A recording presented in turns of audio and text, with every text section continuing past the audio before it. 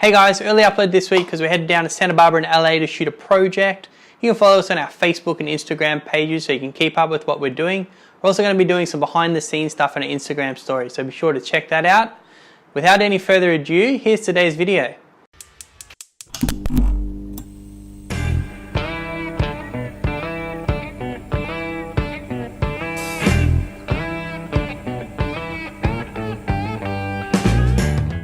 Now that you have your internship and you're starting to build up your portfolio, you are well on the way to landing your first full-time creative role.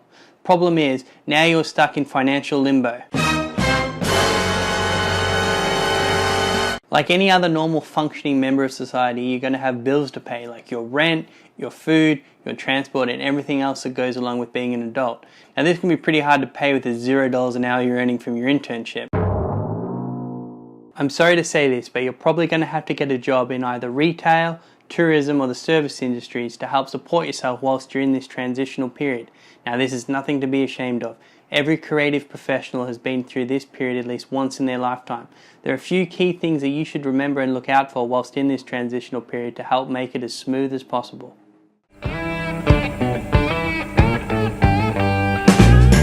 Now you don't want to be locked into a job with a fixed Monday to Friday schedule. You want to be able to maneuver your schedule around to accommodate your internship, as well as any freelance jobs or any spontaneous projects that you may become involved in.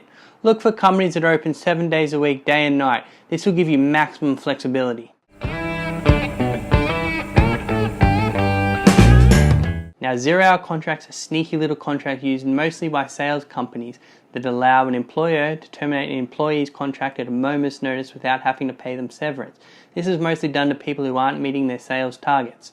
Now, when I was working during my transitional creative period, I worked for a company that offered this type of contract.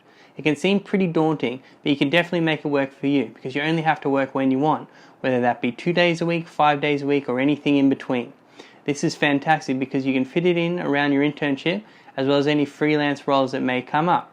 And just like how the employer doesn't have to give the employee any notice when they're leaving, when you're ready to leave, you don't have to give them any notice either. So when you're interviewing for a film part or a creative role, during the interview process, you can tell them that if successful, you can start straight away. This will give you a massive leg up in any job application process. Never, ever, ever, ever put your foot on the ladder. Now, I've seen this happen to so many different people, it's ridiculous. Your transitional job should be just that, a transition. Nothing more, nothing less. You're there to come in, earn your rent and food money, and go home. Nothing more, nothing less. Now, the allure of extra cash to become a supervisor can be tempting, but be aware, once your foot steps on the ladder, your transitional job changes. It's now your life. You have to manage people, do longer hours, and you also have to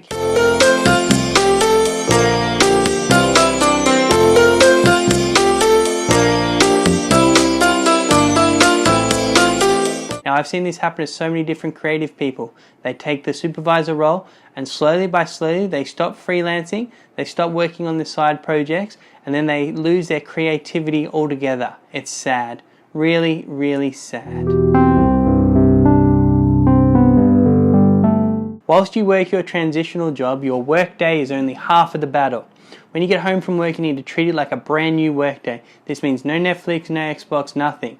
These nights and days off are where you put in the hard yards. This is where you need to be. Updating your portfolio, searching for jobs online, participating in collaborative projects, looking out for freelance work, and pretty much anything else you can do to progress your creative career. I'm not going to lie to you, it is very difficult to keep up this work rate, but it's this work ethic that will hold you in good stead throughout your creative career. And when you finally do land your first full-time creative gig, you're going to appreciate it that much more. Thanks for watching today's video, guys. I hope you found it informative. As always, leave a comment below and let me know how your creative transitional period is going. Let me know if you're any closer to landing your first ever full-time creative role. Like the video, share it with your friends, and as always, guys, follow us on social media so you can see when we post new content. Till next time, guys.